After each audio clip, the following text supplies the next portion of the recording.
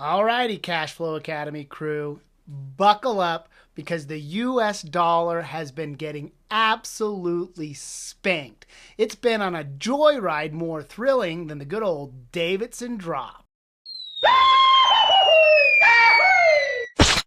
Ever since our favorite tweeter-in-chief unleashed his tariff turmoil on the global economy, the US dollar has taken a serious dive, and the trade talks have been messier than a toddler with a spaghetti dinner. And it's left everybody wondering what's going to happen next.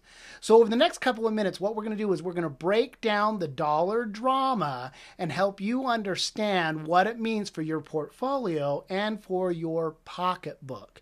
So hit the like button, smash the subscribe button, and stay tuned because we're just about to get this party started. Come to think of it, I really like the sound of the Davidson drop. I think that should become a thing. What do you think?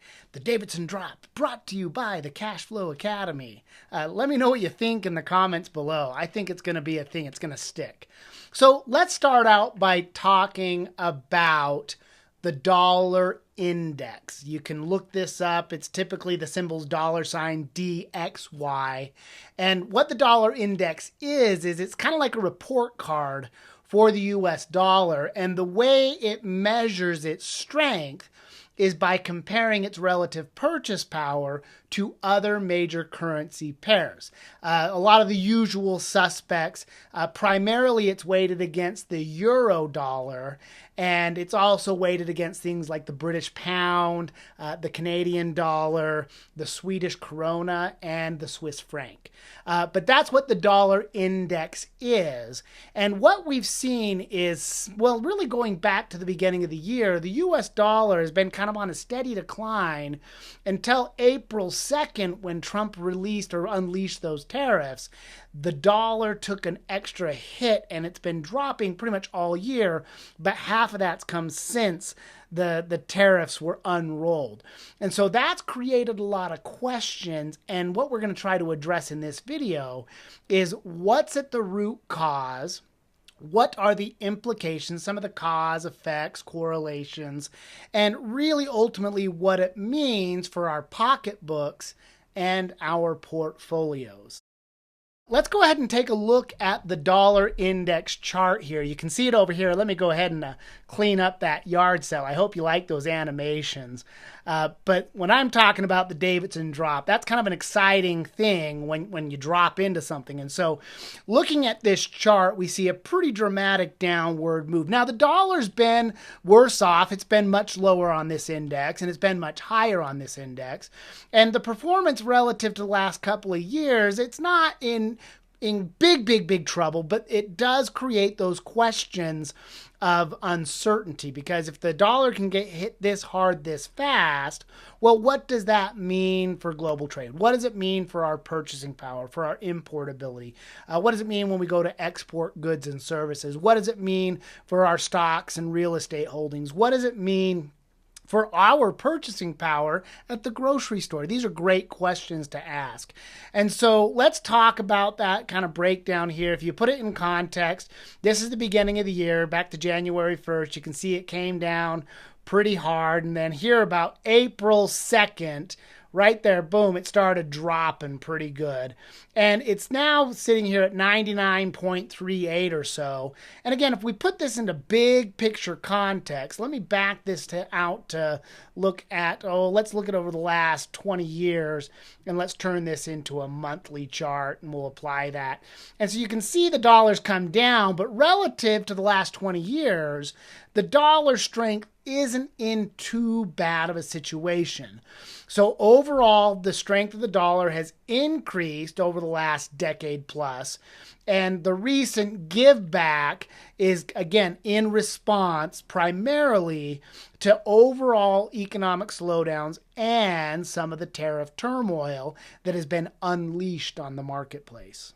So if you didn't know about the dollar index before now, it's okay. You can admit that. Now you do. And when the dollar index is up, that's the US dollar flexing, showing its strength in global economy. And when the dollar index is down, well, that's a sign of weakening.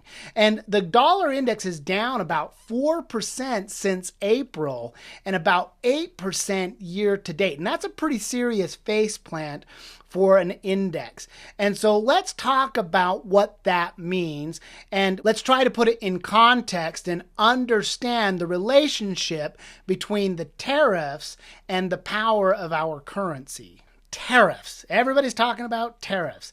It's clearly Trump's favorite economic spice in his administration's recipe for what they're trying to cook up for the U.S. economy. He slapped tariffs on everyone. Like he was handing out merch at a Trump rally. Liberation Day, it's going to be amazing. Everybody's going to love it. 145% tariffs on China. Wow, ouch, bam. 10% tariffs across the board on everybody. Again, double ouch. The idea was to incentivize corporations to start making stuff in America again, and that certainly has its place, and it's not without reason. That is for sure. And in theory, it was supposed to strengthen the dollar, and what happened is they went full send on the tariffs. That's a skiing term, full send, and instead of sticking the landing, they got a yard sale. Everything kind of went blah. And part of that has to do with one word: chaos.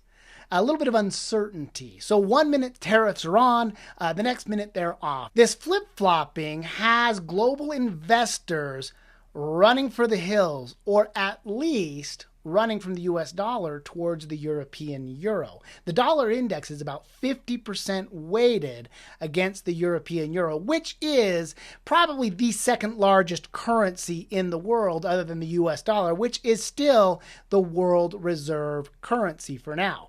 And China is, again, a rising power, and they're challenging that hegemony of the US dollar and the overall US economic system, the Western banking system.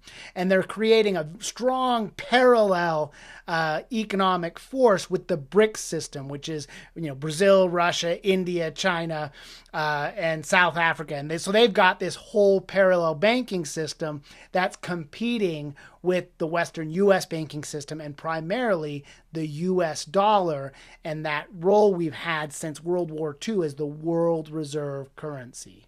Now, let's take a deeper dive and look under the hood and see if we can unravel or reveal what's going on with some of the market madness and chaos. You see, the dollar isn't a solo act. It's part of a much, much, much bigger show.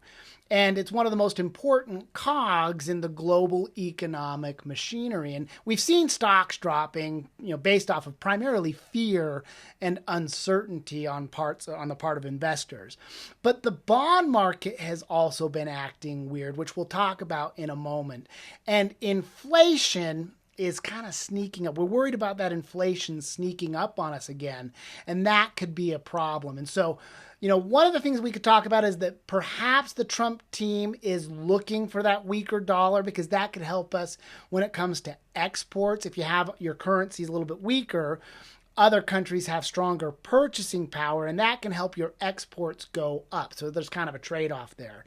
But one of the concerns is that risk of stagflation, which is where inflation continues to creep up, which is one of the side effects when you kind of have a weakening currency. And at the same time, you also have economic contraction or recessionary pressures. And so that's kind of a double whammy, kind of a 1-2 punch. Inflationary pressures, while at the same time we're seeing economic recessionary pressures, and that is what they call stagflation. Now let's talk a little bit about bonds. Okay, let's talk about bonds. One of the biggest issues facing the U.S. and really the entire world is the growing sovereign debt crisis. Governments all over the world, U.S., China, Japan, Europe, all over the place, have a spending problem. And when governments spend too much, that tends to have a weakening effect on their currency. And, government spending is one of the biggest drivers of economic growth when you talk about GDP. A huge percentage of the U.S. economy is really driven by government spending. but it comes at a cost. When they spend too much and they run deficits, that has a weakening effect on the currency. And the U.S. has a little bit of a problem, and it's not unique to the U.S. This is kind of a global problem, but the U.S. has a specific problem where about $9 trillion worth of our $36 trillion debt is coming to maturity, and they need to restructure that $9 trillion. And the hope was, or the plan was, to cause a little bit of turmoil in the marketplace, causing the marketplace to go down, and people would flee stocks and go into bonds, creating demand for bonds, which would in effect lower the bond yield. So what would happen is if you had a lot of demand, people wanting to buy bonds because they're safe, well, what that would do is that would tend to increase the coupon rate, the price. So imagine a $1,000 bond, and the demand's so high, you could turn around and sell your bond for $1,050 or $1,100, for example, and still get the same 4% yield on the bond. So imagine that for a moment. And the demand would drive the coupon rate up, and therefore the bond yield, the return on that investment, would go down, and they could restructure the debt at, in theory, a lower interest rate. That tends to cause the bond yields to go down. But what happened instead is, in response to the tariffs, China and Japan and a couple of other countries started selling U.S. treasuries. And instead of getting that effect where people are running into bonds, the selling of the U.S. treasuries on that global marketplace flooded the bond market with supply, causing the coupon rates to go down. So instead of $1,000 for a coupon to own that bond, it would cost like $900 instead. Somebody would have to sell it at a discount to attract a buyer because there's a little bit of fear and uncertainty in the stability of the bond market when that happens. And so what that does is the same 4% yield on, or say same 4% return on the bond. Now, if the coupon rate's down at 9%, the yield goes up to 4.5% because you can buy that coupon at a lower rate. And so that causes the bond yields to go up, making it more difficult to restructure that debt at a lower interest rate. So that's one of the big problems. That's one of the reasons the dollar's been getting hit, is because of that bond swap and again, kind of the tit for tat. You know, we'll throw a tariff on you, well, then we'll sell U.S. treasuries. And so that brings us to where we are right now. So there you have it, folks. The Trump tariffs have sent the dollar on a wild ride. Investors are feeling a little jittery, and the overall global economy is feeling a little bit uncertain at the moment. And the big question, I think, in everybody's mind is, will the dollar bounce back, or is this just the beginning of a new economic soap opera, and we don't know exactly how this plot is going to reveal itself? There are a couple of implications that we need to make sure we understand. One, this has created a fear reaction in the stock market, and stocks have been getting beat up. And there is potential for the stock market to continue to go down. And if that's concerning to you, if you're worried about protecting your portfolio, in covering your assets, it's important to know that there are things you can do to protect yourself. That's one of the things we help people with over at the Cashflow Academy. We've been getting all kinds of messages from our students over the last couple of weeks thanking us for helping them to protect their portfolios with this downturn, leaving them better prepared to take advantage for that potential upside. And what it means for our pocketbooks is, as prices come down in stocks and other things, that means that everything is going on sale. So we will have an opportunity here to buy things at a better price, at a better value. And if you have the ability to protect your portfolio, and you can keep your cash and your powder dry so that you can buy things when they go on sale, that's the best time to buy stocks, is when there's blood in the street.